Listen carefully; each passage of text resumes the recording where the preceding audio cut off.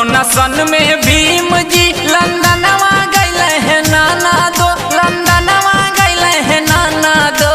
कौना रे सन में, कौना रे सन में भीम जी बैरिस्टर भइले है नाना दो। कौना रे सन में भीम जी बैरिस्टर भइले है नाना दो।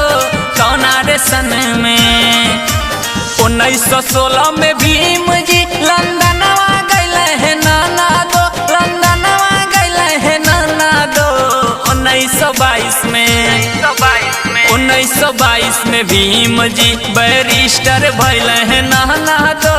1922 में भीम जी बैरिस्टर भइले है नाना दो।